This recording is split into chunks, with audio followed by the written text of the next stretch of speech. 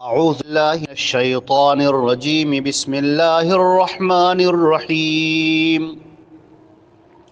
فأتبعهم فرعون بجنوده فغشيهم من اليم ما غشيهم وأضل فرعون قومه وما هدى۔ یہ سورہ طٰہٰ کی آیت نمبر 78 اور 79 ہے 78 اور 79، اور ترجمہ یہ ہے کہ اور ان کا فرعون نے اپنے لشکر سمیت پیچھا کیا اور پھر سمندر نے ان کو ڈھانپ لیا جیسا کہ ڈھانپا، اور فرعون نے اپنی قوم کو گمراہ کیا اور انہیں ہدایت پر نہ لے گیا۔ یہ جو واقعہ چل رہا ہے فرعون کا، جس میں حضرت موسیٰ علیہ السلام نکلے اپنی قوم کو لے کر، اور پھر ان کا پیچھا کیا اس بدبخت فرعون نے، جس کو اپنے لشکر پر، اپنی طاقت پر بڑا گھمنڈ تھا، بڑا غرور تھا۔ اس نے چاہا کہ ہم پیچھا کریں موسیٰ کا، اور جو بھی موسیٰ کے ساتھ ہیں ان کو پکڑیں، اپنی گرفت میں لیں، اور اس کے بعد ان کو سزائیں دیں اور انہیں قتل کریں، مگر اللہ رب العزت کی تدبیر کہ وہ ان پر قابو نہ پا سکا۔ اور جب بنی اسرائیل، حضرت موسیٰ علیہ السلام بنی اسرائیل کو لے کر جا پہنچے، تو سمندر میں انہوں نے لاٹھی ماری اللہ کے حکم سے، اور سمندر نے راستہ دے دیا، اور پانی کے دونوں کنارے کالطود العظیم، بڑے پہاڑوں کی طرح دونوں سمت کھڑے ہو گئے، اور بنی اسرائیل سمندر کو پار کر گئے۔ اب یہ فرعون وہاں پر پہنچا تو کیا دیکھتا ہے کہ بنی اسرائیل اس راستے سے چلے جا رہے ہیں، تو بڑا خوش ہوا کہ سمندر میں تو راستہ مل گیا، چنانچہ جلدی سے اپنے لشکر کے سمیت وہ اس سمندر میں کود پڑا کہ ابھی اسی راستے پر ہم بھی چلیں گے اور پیچھا کریں گے۔ قرآن پاک نے کہا ہے کہ فَأَتْبَعَهُمْ فِرْعَوْنُ وَجُنُودُهُ بَغْيًا وَعَدْوًا، سورہ یونس میں، کہ اور پھر یہ پیچھا کیا فرعون نے اور اس کے لشکر نے بنی اسرائیل کا، سیدنا موسیٰ علیہ السلام کا، مگر ہوا کیا؟ ہوا یہ کہ اللہ رب العزت کے حکم سے وہ سمندر کے دونوں کنارے آپس میں مل گئے، اور فرعون پانی میں غرق ہونے لگا۔ سورہ یونس کے اندر آیت نمبر 90 کے اندر اللہ رب العزت نے بیان کیا ہے، حَتَّى إِذَا أَدْرَكَهُ الْغَرَقُ، یہاں تک کہ جب وہ ڈوبنے لگا، اب بالکل اسے یقین ہو گیا کہ ہم پانی میں بس ڈوب رہے ہیں، اب مرنا چاہتے ہیں، موت اس کے سامنے کھڑی اس کو دکھائی دے رہی ہے۔ قال آمنت، اس نے کہا میں ایمان لایا، انہ لا الہ الا الذی آمنت بہ بنو اسرائیل، میں ایمان لایا کہ اللہ کی الہ بس وہی ہے جس کے اوپر بنو اسرائیل ایمان لائے ہیں، وَأَنَا مِنَ الْمُسْلِمِينَ، اور میں بھی مسلمانوں میں ہوں۔ اب مرتے وقت یہ توبہ کر رہا ہے۔ کل کی تفسیر میں ہم نے بیان کیا تھا کہ اللہ کے رسول صلی اللہ علیہ وسلم نے بیان کیا ہے کہ جب روح حلق میں آ جائے پھر اس وقت کی توبہ قبول نہیں ہوتی، اور اسی طرح سے جب سورج مغرب سے نکل آئے گا تو سورج جب وہاں سے نکلے گا تو پھر توبہ قبول، توبہ کا دروازہ بند ہو جائے گا، اس سے پہلے آدمی توبہ کر لے۔ اللہ نے بھی فرعون کو یہی کہا، آلان، اب تم ایمان لا رہے ہو، وقد عصیت قبل،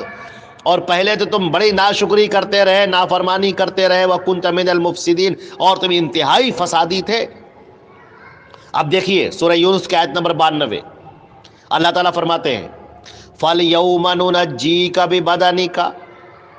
اب ہم تمہارے بدن کو نجات دیں گے، لِتَكُونَ لِمَنْ خَلْفَكَ آیَةً، تاکہ جو تمہارے بعد میں آئیں وہ ان کے لیے نشانی بن جائے، عبرت کا نشان بن جائے۔ اور آج بھی فرعون کی یہ لاش، جس کو سمندر کی کسی مچھلی نے کھایا نہیں اور سمندر نے اسے سڑایا نہیں، سمندر نے اس لاش کو اٹھا کر خشکی پر پھینک دیا، اور آج وہ جبل فرعون کے نام سے وہ جگہ مشہور ہے، اور فرعون کی یہ لاش قاہرہ کے میوزیم میں رکھی ہوئی ہے، اور ہر آنے والوں کے لیے نشان ہے کہ دیکھو اس بدبخت کا انجام کیا ہوا۔ یہ جو گھمنڈ میں چور تھا، جو اپنے آپ کو انا ربکم الاعلی کہا کرتا تھا، جو لوگوں پر ظلم و ستم ڈھایا کرتا تھا، اور جس کو اپنی طاقت پر، اپنی دولت پر، اور اپنی بادشاہت پر، اور اپنے لاؤ لشکر پر بڑا غرور تھا، بڑا گھمنڈ تھا، ذرا دیکھو یہ کیسا نشان عبرت بن کر پڑا ہوا ہے۔ ہر گھمنڈی کے لیے، ہر ظالم کے لیے، ہر سرکش انسان کے لیے یہ عبرت کا نشان ہے۔ گھمنڈ مت کرو اپنی طاقت پر، اپنی قوت پر مت اتراؤ۔ جو اللہ نے تمہیں دے رکھا ہے وہ جب چاہے اسے چھین بھی سکتا ہے۔ دوسروں کا حقیر مت سمجھو، دوسروں پر ظلم مت ڈھاؤ، دوسروں کو اپنی باتوں سے چھلنی مت کرو ان کے کلیجے کو۔ اللہ رب العزت یہ حالات بدل سکتا ہے۔ فرعون کی یہ لاش یہ عبرت بن کر رکھی ہوئی ہے، اور آنے جانے والے لوگ اس کو دیکھتے ہیں۔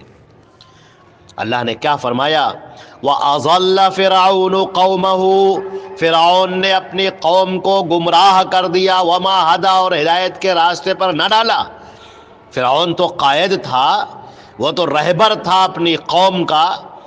اگر وہ چاہتا، اگر وہ ایمان لے آتا تو پوری قوم ایمان لے آتی۔ فرعون خود تو جانتا تھا کہ وہ رب العالمین نہیں ہے، اس کو تو پتا تھا، وہ بتا دیتا، لوگوں سے حق بات کا اعلان کر دیتا، مگر نہیں، اس نے بربادی کا راستہ چنا، تباہی کا راستہ چنا۔ اور وہ لوگ بھی کیسے عقل کے مارے ہوئے تھے کہ جنہوں نے فرعون جیسے شخص پر بھروسہ کیا۔ آج بھی دنیا کے اندر ایسے قائد، ایسے رہنما موجود ہیں جو لوگوں کو ہلاکت کی طرف لے کر جاتے ہیں، حق بات بتاتے بھی نہیں ہیں، سچ بات کا اظہار بھی نہیں کرتے ہیں، اور پوری قوم کو گمراہی میں ڈالے ہوئے ہیں۔ ایسے بھی لوگ ہیں جو خود جانتے ہیں کہ یہ واقعہ جو ہم بیان کر رہے ہیں یہ واقعہ جھوٹا ہے، یہ جو بات ہم بیان کر رہے ہیں یہ بات جھوٹی ہے، یہ جو کہانی ہم سنا رہے ہیں یہ کہانی جھوٹی ہے، یہ جو حدیث ہم پیش کر رہے ہیں یہ روایت صحیح نہیں ہے، یہ حدیث صحیح نہیں ہے۔ وہ جانتے ہیں لیکن پھر بھی پیش کرتے ہیں۔ یہ قوم کو گمراہ کیے ہوئے ہیں، قوم کو ہلاکت کی طرف لے کر جا رہے ہیں، اور قوم بھی اندھی اور بہری ہو کر ان کے پیچھے چل پڑی۔ اس نے اپنی عقل کا استعمال نہ کیا، اپنے شعور کا استعمال نہ کیا۔ جیسے کہ ایک عربی شاعر نے کہا، اذا کان الغراب دلیل قوم سیہدیہم الی دار البواری،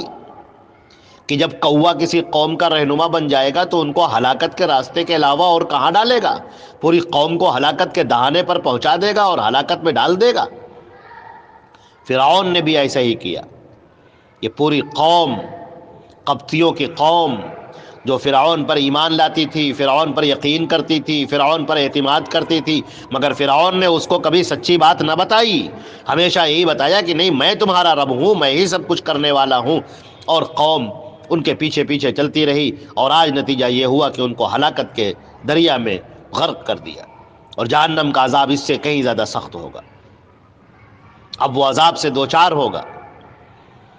اب عذاب اس کا مقدر ہو گیا، جہنم اس کا مقدر ہو گیا، فرعون کا بھی اور فرعون کے ماننے والوں کا بھی۔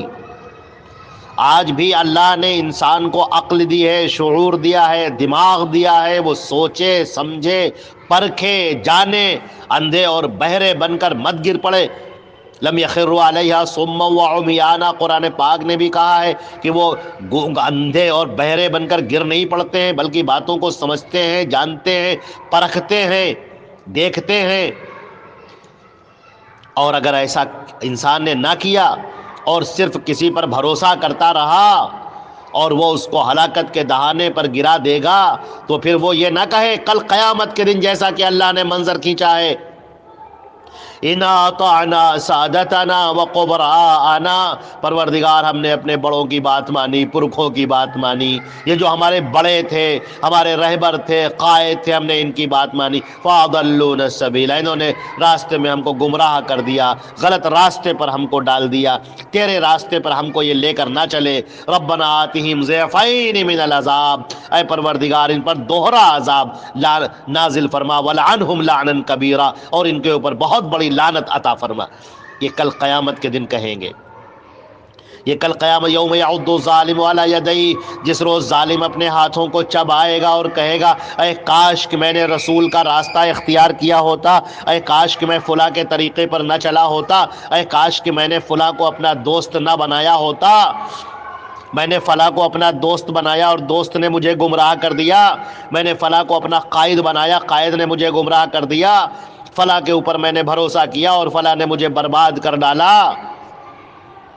اللہ نے تمہیں آنکھیں دی تھیں، تمہیں کان دیے تھے،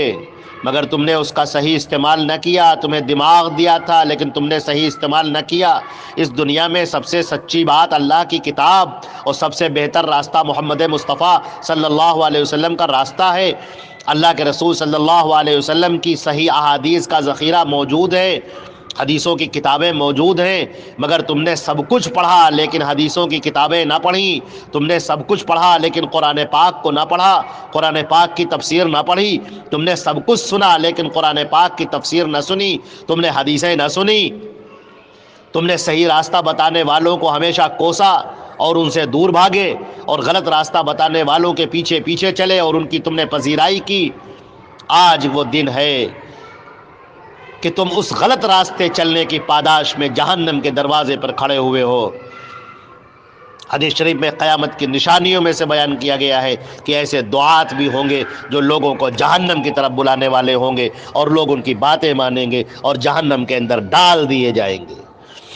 آج اپنی آنکھوں کو استعمال کرنے کا وقت ہے، اپنے کان کو استعمال کرنے کا وقت ہے، دماغ کو استعمال کرنے کا وقت ہے، اللہ کے رسول صلی اللہ علیہ وسلم کی صحیح احادیث کو پڑھنے کا، سمجھنے کا، سینے سے چمٹانے کا، اس پر عمل کرنے کا وقت ہے۔